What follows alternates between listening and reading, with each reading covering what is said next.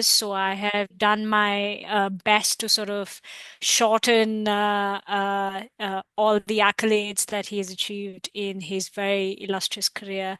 Very quickly, Judge Drain has served over 20 years as a U.S. bankruptcy judge for the Southern District of New York, presiding over many impactful business and consumer cases. Before retiring from the bench, Judge Drain oversaw a plethora of proceedings that are very named, including UCOS, which we study about. Mo already mentioned the Purdue case. Judge Drain oversaw proceedings for Purdue as well.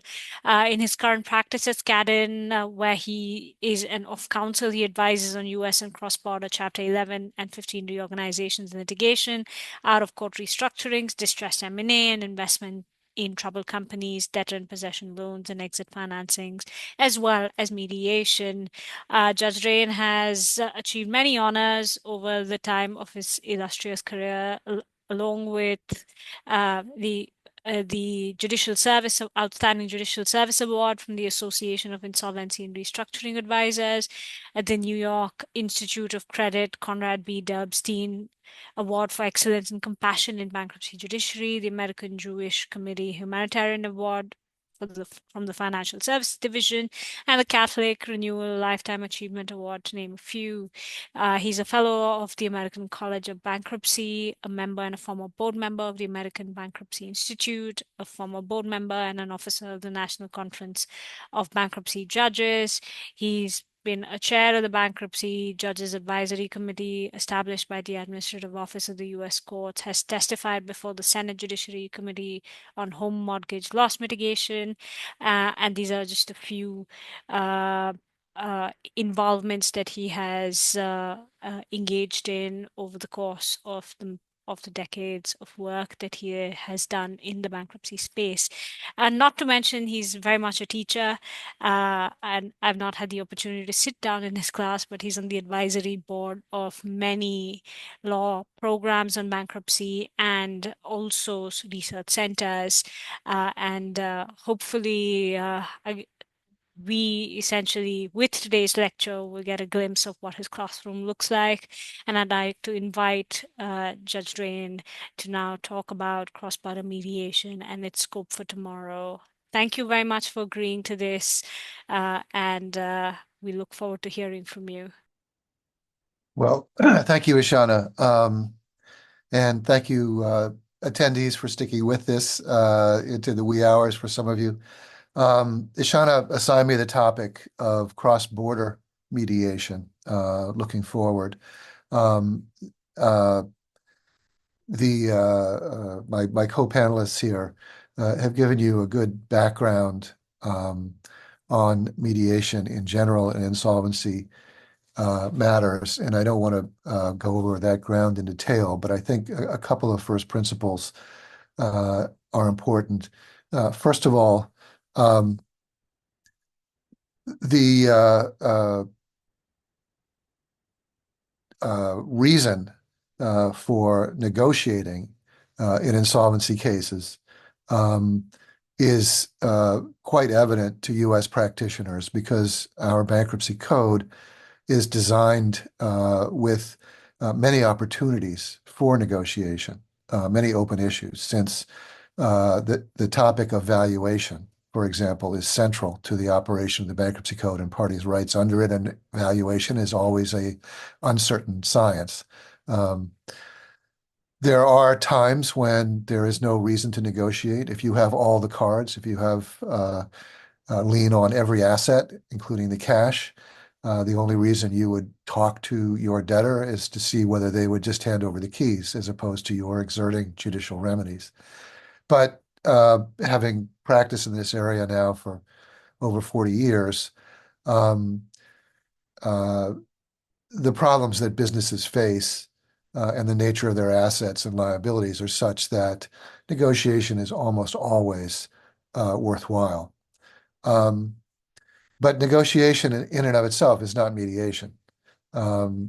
It's worthwhile, I think, defining at least what I'm talking about when I talk about mediation. And my definition comes from Ken Feinberg, who's one of the premier mediators in the United States. Among other things, he uh, mediated the resolution of the 9/11 uh, uh, fund for victims and their families.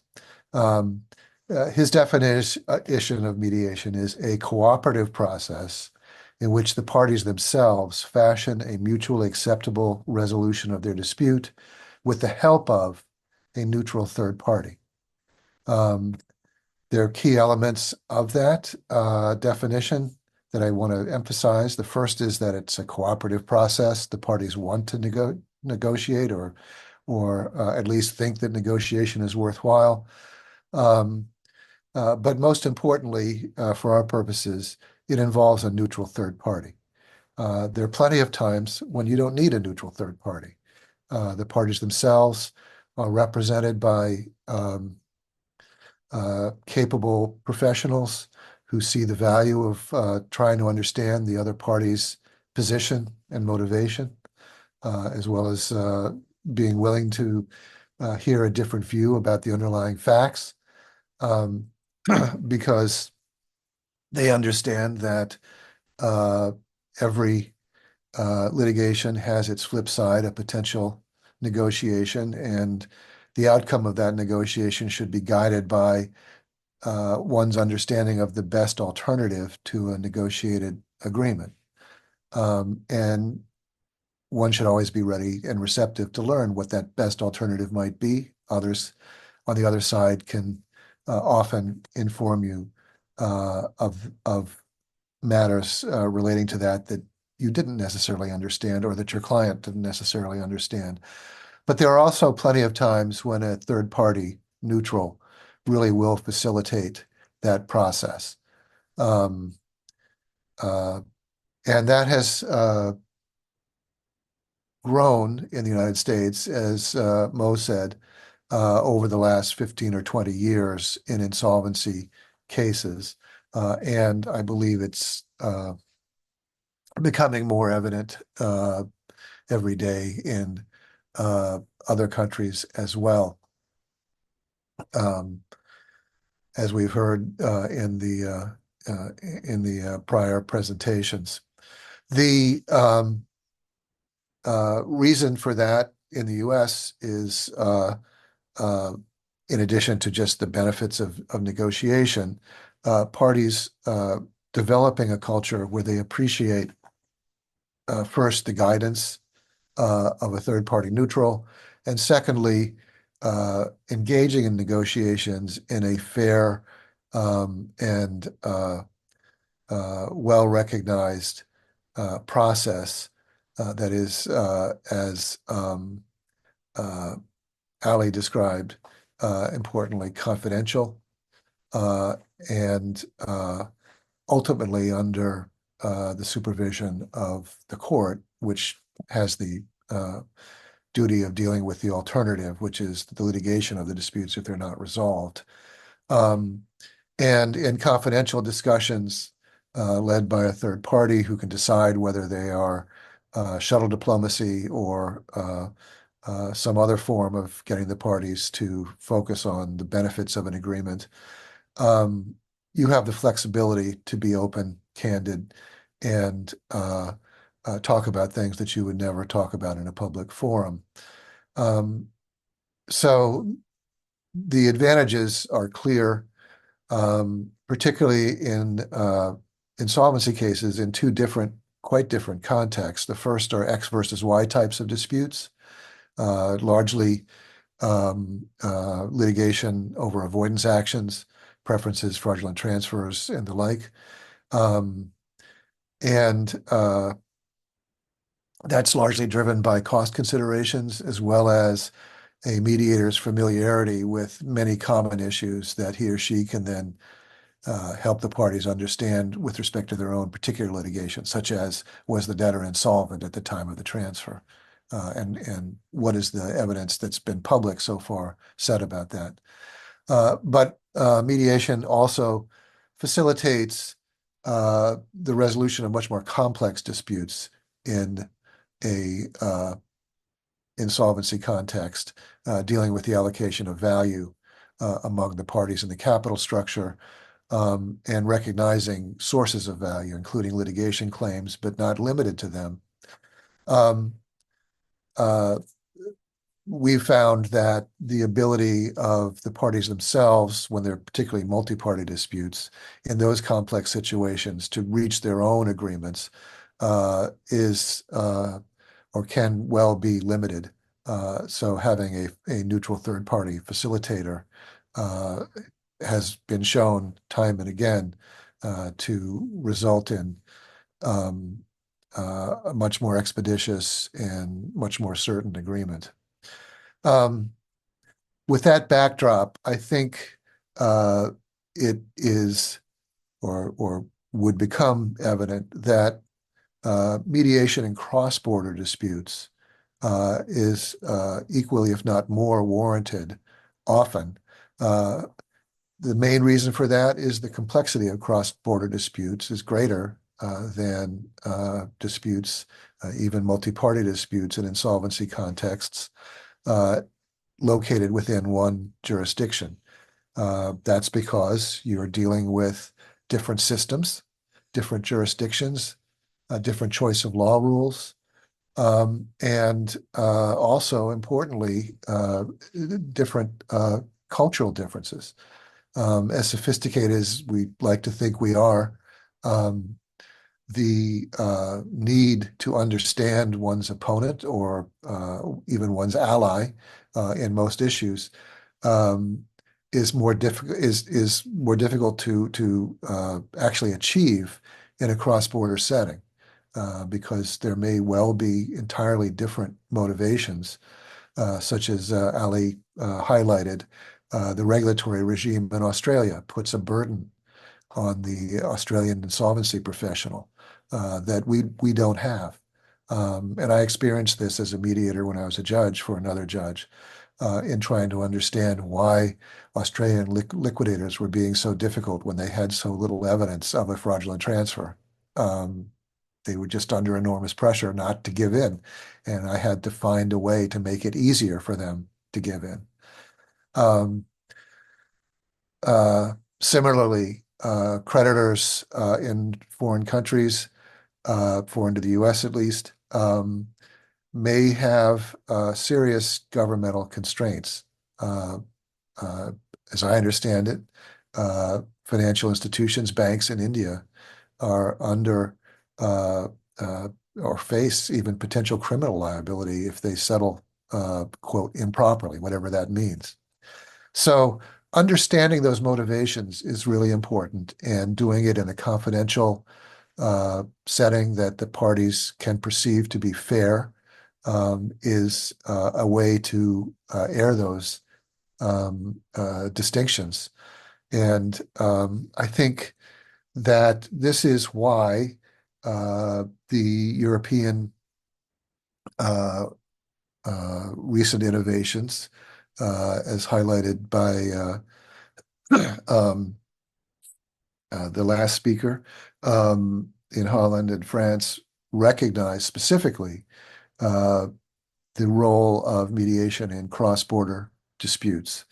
I'll also note that the commentary on the UNCITRAL mediation uh, rules and model law, paragraph 48, highlight the benefits of mediation in multi-jurisdictional insolvency law matters. Similarly, the Model Law on Enterprise Group Insolvency Guide uh, also highlights the possibility and merit of engaging in mediation where you have cross-border enterprise groups. And then finally, the model law itself uh, on cross-border insolvency in Article 27A recognizes the appointment uh, of a third party, that the court has the power to appoint a third party to assist it in facilitating the model law's goal of cooperation and coordination. I think when that was initially drafted, the focus was on uh, the appointment of an examiner who could engage in communication back and forth with the parties and then report to the court in court about cooperation. But to me, it clearly authorizes the appointment of a third party neutral, whether you call that person a mediator or someone else, to facilitate mediation. Um, so um, the reaching of an agreement in a cross-border situation can be even more difficult than reaching it in a one jurisdiction insolvency, um, because of the uncertainty of the applicable law and enforcement and recognition. Um, and therefore, mediation is clearly warranted. It has been taking place in the United States.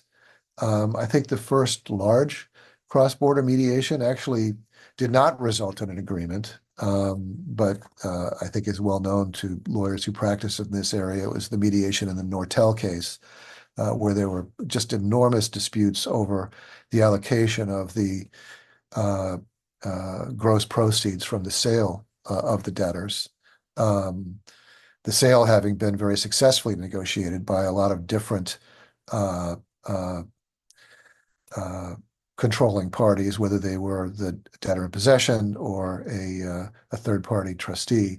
But then, particularly the governmental entities responsible for pension plan liabilities in their respective countries, Canada, UK, and the US, were at enormous cross purposes. The courts in Canada and the US presiding over the plenary proceedings for Nortel strongly recommended mediation, appointed capable mediators, and there was a lengthy negotiation in private that unfortunately did not result in an agreement, but I think did have the benefit of narrowing the parties' focus and somewhat facilitating the ultimate litigation of those issues before the two courts. Um, but since then, I myself have been involved in several cross-border mediations. While I was on the bench, one of my colleagues asked me to mediate the plan issues in the China fisheries case, which involved a U.S. Chapter 11 trustee, a Taiwanese debtor, Hong Kong liquidators from Australia, and third-party bondholders, mostly from the US, but also from the UK, um, where the ultimate value in the case mostly lay in Peru, offshore fishing rights. Uh, Peru being a country that has no reorganization or had no reorganization at that time statute. And if there ever were a proceeding in Peru, it would be a highly value destructive liquidation. That mediation was successful, um,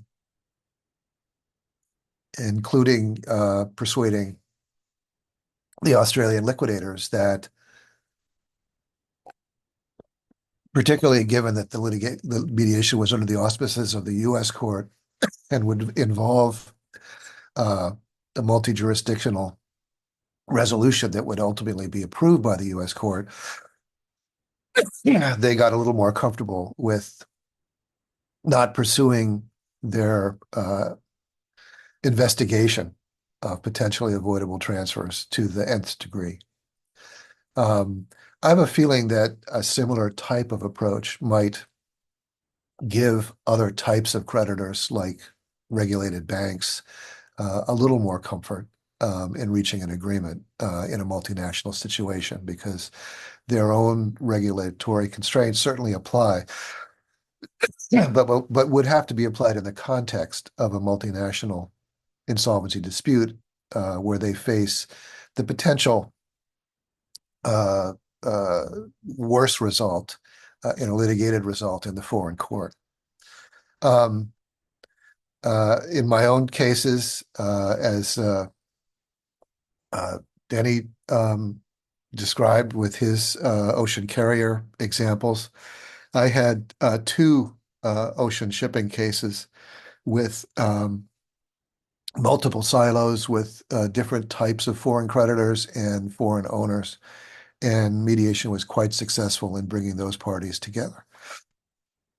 Yeah, recently in private practice, um, I've mediated X versus Y disputes uh, excuse me, to a successful conclusion with uh, foreign liquidators and the trustee in the Madoff case, um, where cross-border issues were central and helping the parties understand the risks they face as to choice of law, jurisdictional, and enforcement issues, um, as well as quite recently in a crypto case, a negotiation with the sovereign wealth fund of a small Himalayan kingdom. Um, they recognized that this was ultimately a dispute where they were at risk in a U.S. court, which was presiding over the crypto case. Um, they had very experienced lawyers from both Singapore and the U.S. They themselves were sophisticated business people, but obviously in an unusual setting for them. But they were able to negotiate with my assistance as a mediator, an acceptable agreement. Um, and that really leads me to the last part of my talk, which is something that I totally agree with Danny said, which is um, if mediation is to work, it has to work in a way that the parties trust it. Again, it's a voluntary process where you don't have to reach an agreement. You may not be going into the mediation with the thought that you will move very much, but you have to go in with an open mind and ears willing to listen. So how do you build that trust, particularly in a cross-border context? In my view, you do it in multiple ways.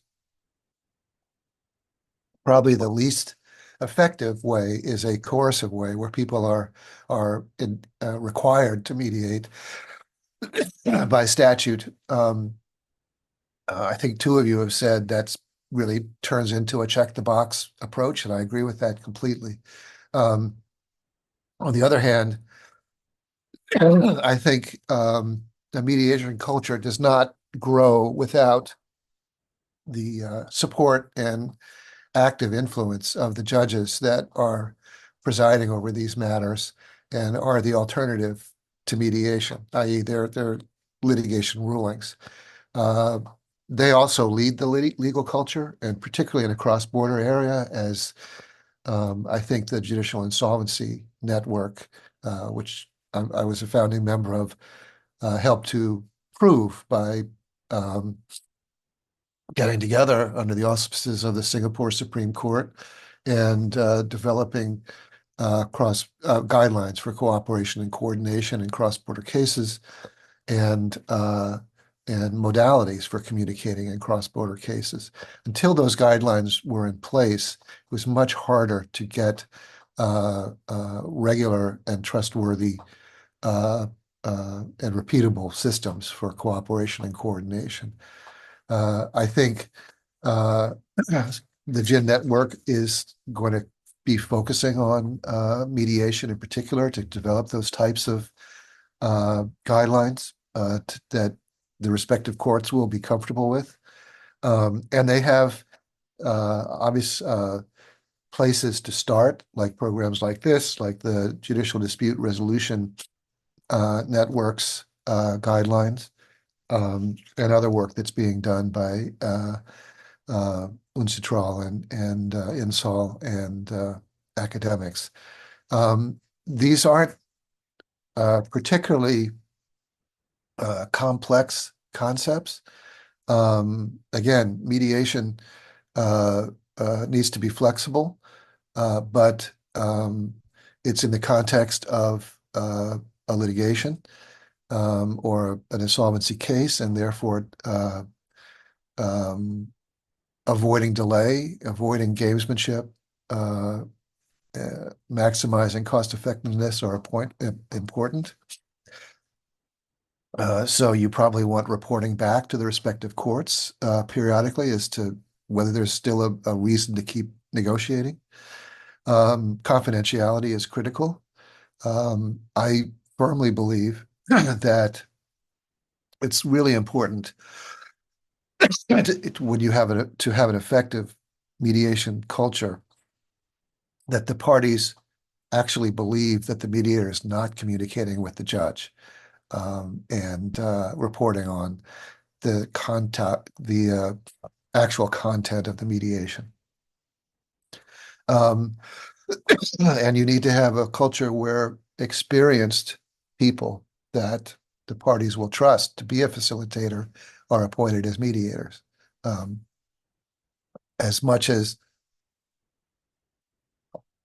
AI can be useful in gathering information and shortening the preparation process, uh, an AI mediator, I think, will not work because you really need to read the room, and that's a human skill.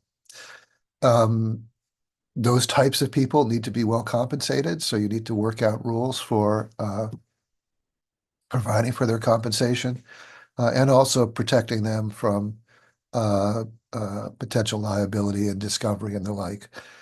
But that's really only a handful of key points. And I think where this topic is going will be a recognition among the courts and the jurisdictions that with those types of uh, protections built in, mediation can be very effective as a cross-border uh, tool to facilitate the resolution of disputes, whether they're ex-very-wide disputes or plan or scheme disputes.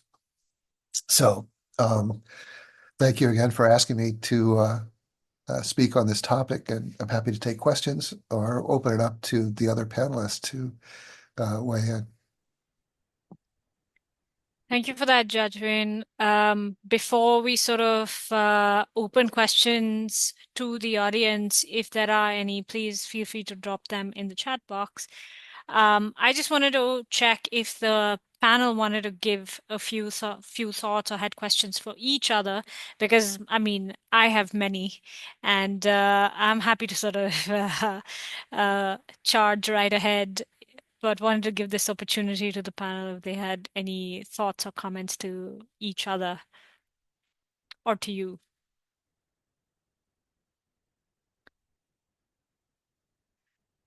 Right. So charging right ahead with my questions to the panel.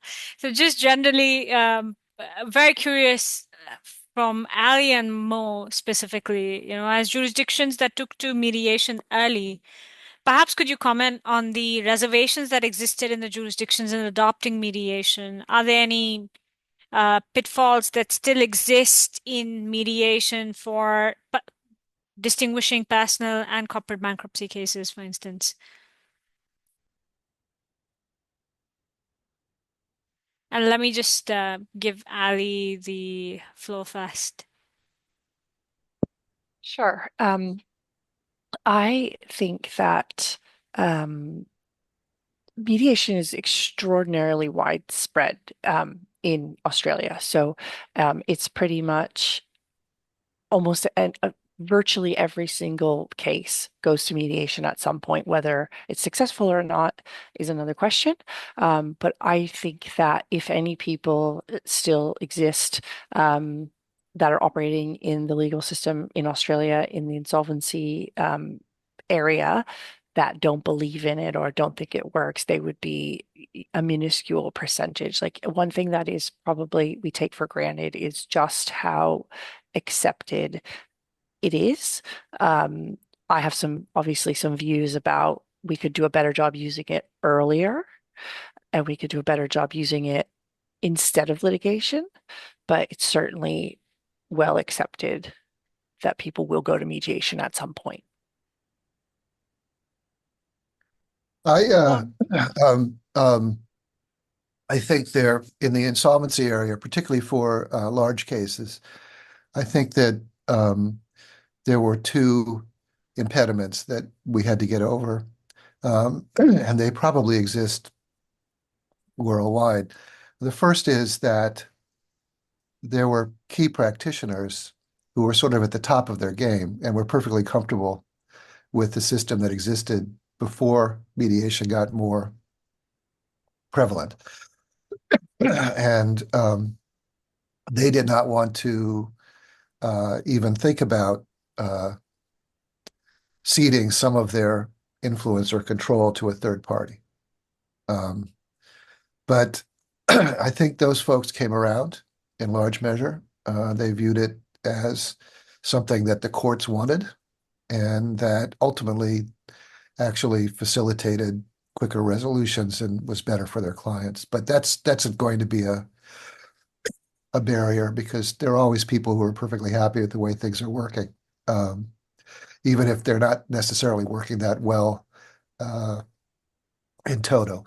Um, I actively participated in, I think, the first big plan mediation in the US, which was in the early 90s. And it existed because the judge was just, he said, I'm completely swamped. I can't get to this issue, which was holding up the whole case for over a year. And it, that mediation really only had the benefit of gathering everyone together because the mediator was not really an experienced bankruptcy practitioner. He was a professor. The judge suggested that this person be appointed.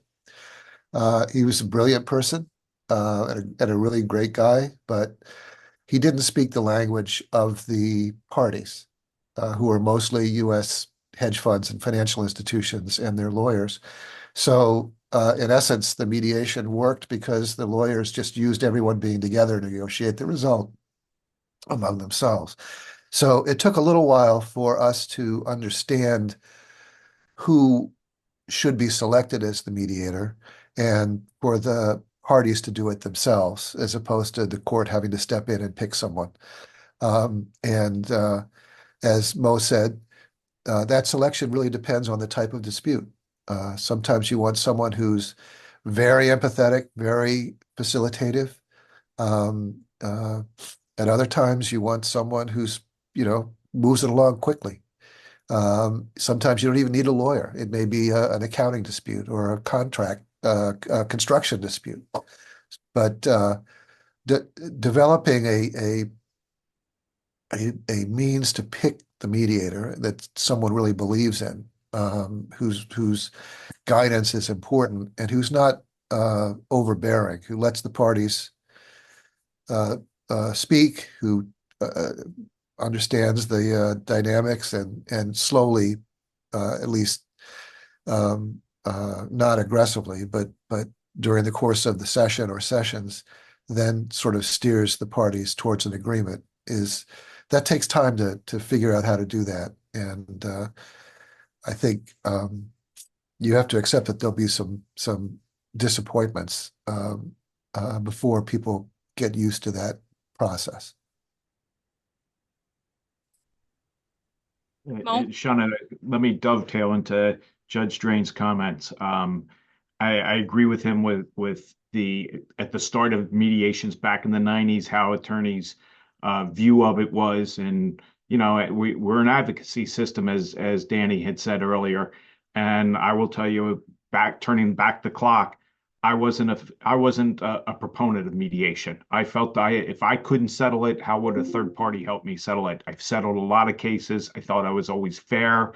I always saw everything. But I will tell you, I changed through the years. When I started doing mediations, mediators pointed out things that I may not have seen in the case.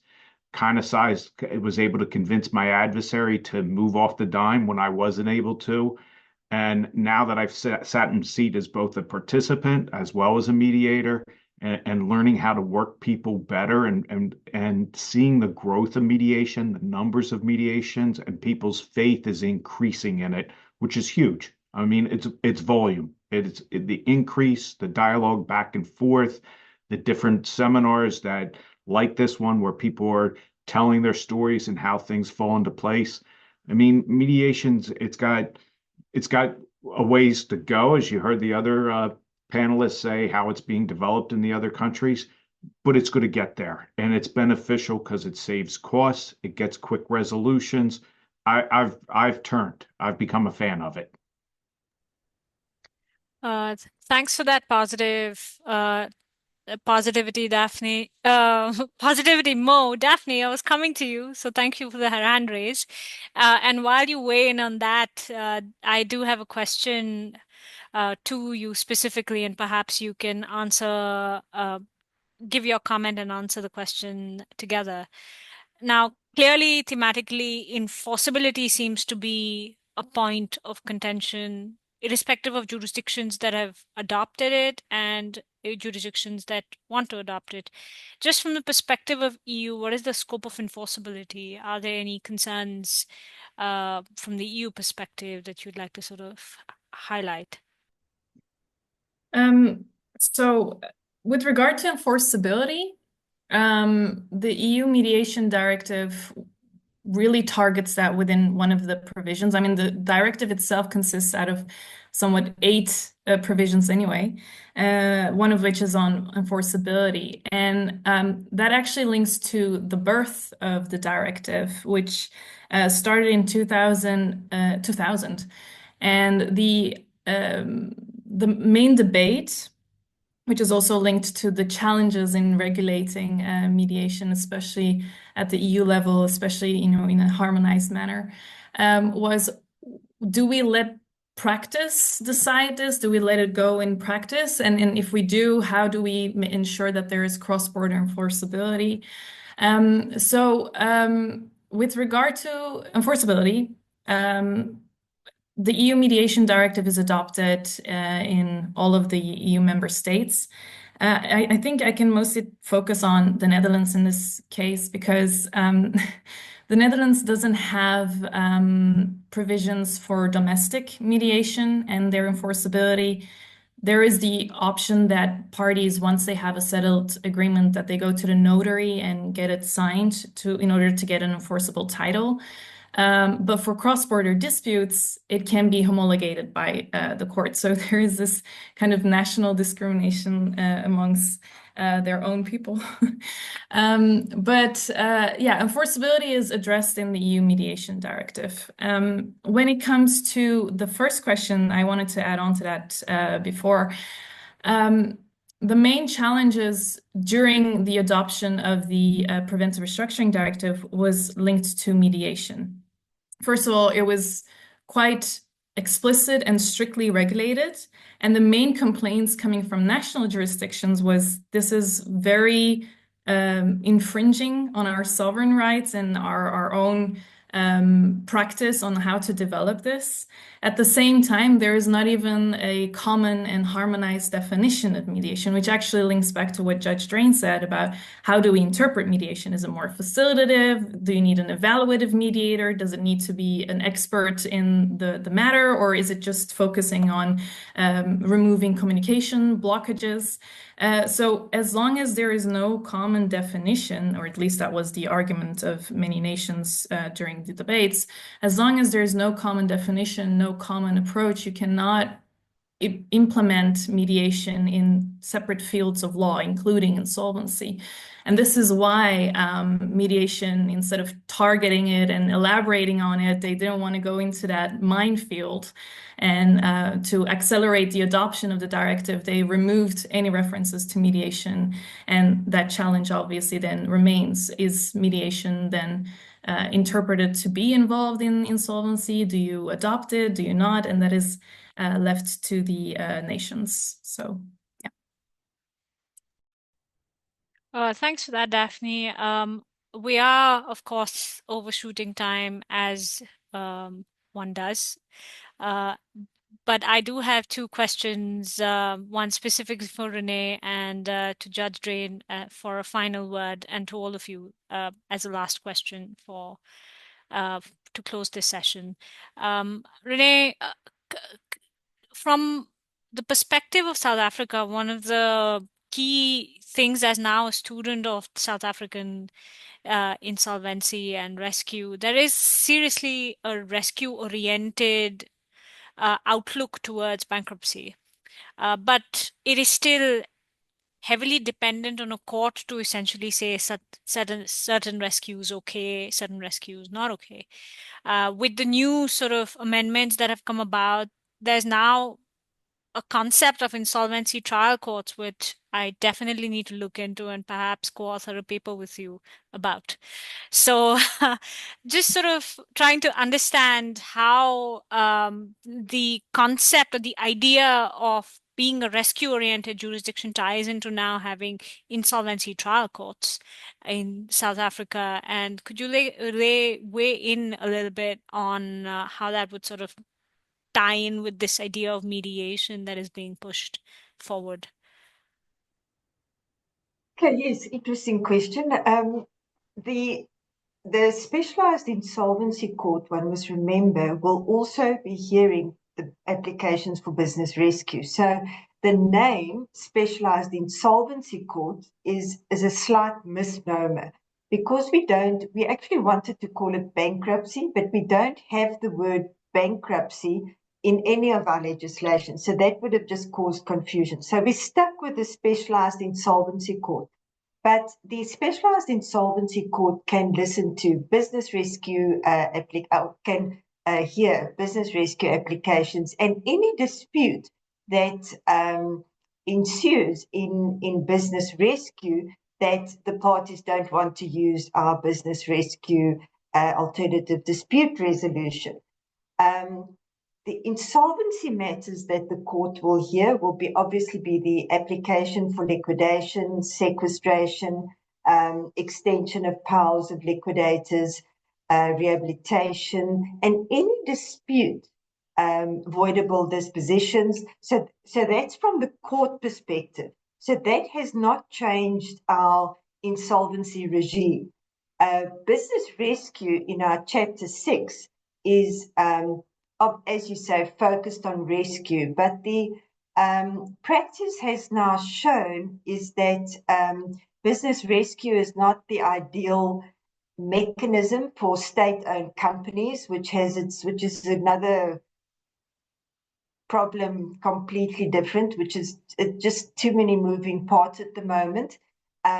Business rescue has shown to be very, very successful and valuable in your larger companies, your larger structures where we have recent Tongard Hewlett comes to mind and Marion Roberts at the moment, and there's been quite a few large entities, corporate entities that have used the business rescue model very successfully.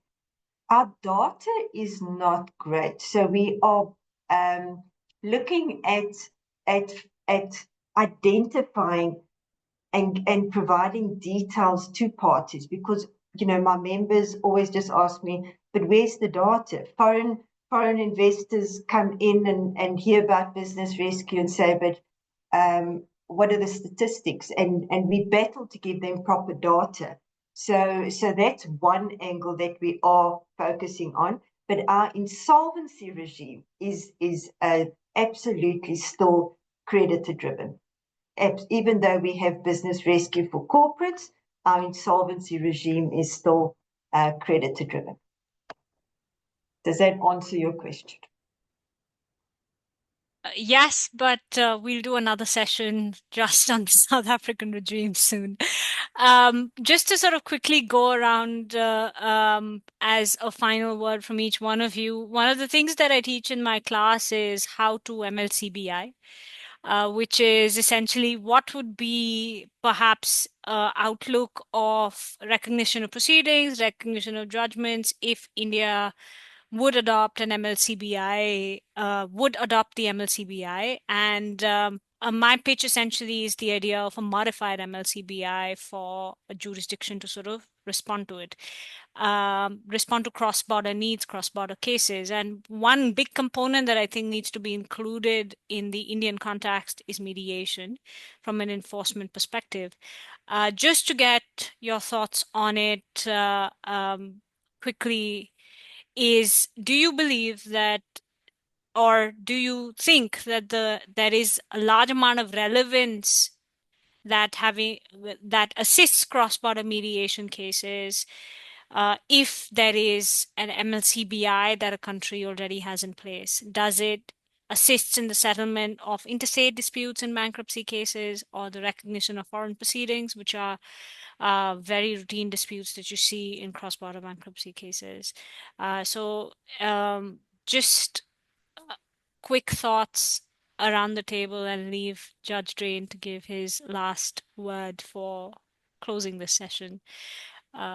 If I've stumped you with the question, that's also fine. Just say no comment. But over to anyone who wants to answer it.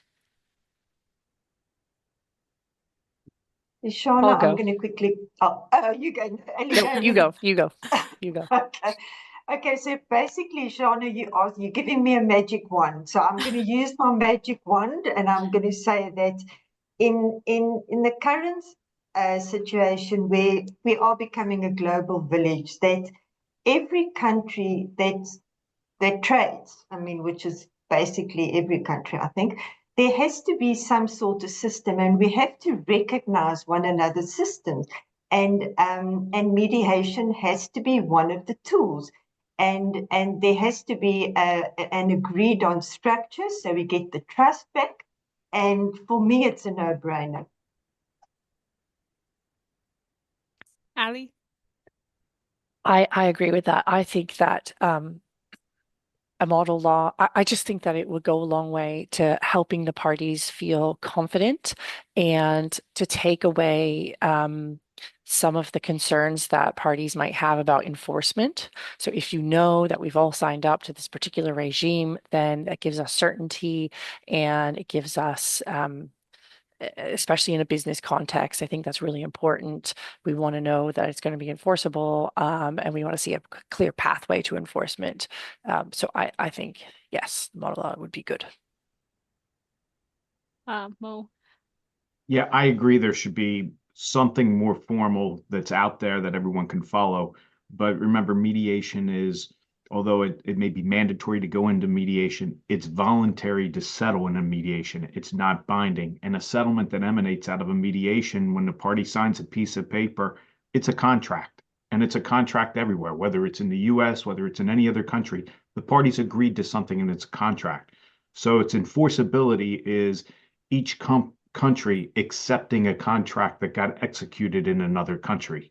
I mean, that's it. That's the comedy that's needed is enforceability because the person settling at a mediation, they signed on the dotted line, and that's got to be binding. Yeah, I mean, I can only echo what has been said within the EU. I mean, to just bluntly say it, model law is maybe a bit redundant because we have our own regulation, but outside the EU, I mean, yes, obviously the model law and cross-border enforcement and recognition are crucial. And yeah, I can only say that it's useful. To you, Judge Yeah, Drain. I agree. If you don't have the model law, and you do have common law principles of comity, that somewhat helps, but that's much more left up to the particular judge that you might get. So it's much more commercially efficient and reasonable to have the model law. You can just look at, for example, Brazil before and after it adopted the model law and reformed its bankruptcy system. As an example, both Brazil and Argentina, before Brazil adopted the model law, did adopt in the main courts the Gen guidelines, and that gave people some comfort. But without the model law, it's still viewed as risky, and people would avoid restructuring in jurisdictions that don't have the model law. As far as enforcement, it is a contract. If you're worried about enforcement elsewhere, you can as the Singapore arbitration center rules recognize, you can run a mediation through an arbitration, and then of course you have the New York Convention where I guess 90 plus countries recognize the outcome. So there are ways, if you are concerned about enforcement, to to facilitate enforcement of the result. But if it is a contract, and so you can enforce it if you can enforce the contract. If the debtor is a party or the trustee is a party, they may need court approval, and there you need cooperation and coordination with that court. But I've always found that courts are much more likely to enforce a settlement than to spend months presiding over a litigation. Thanks for that final word on and a lot of like positive thought when it comes to mediation. I think we've given the audience a lot of food for thought, and we're now getting trickle down of some questions. All our emails are available on our respective workplace websites. So please feel free to write to any of us if you have questions, if you have feedback for this particular webinar. Of course, Insol India also has a general email, so please write your questions in. I assure you I will get answers to your questions and get them responded to. We hope to put out a summary of proceedings for one of the Insol publications for this particular event, and I am beyond grateful for the 1 a.m., midday, early morning, uh, all times of the day that you have decided to participate. I'm extremely grateful.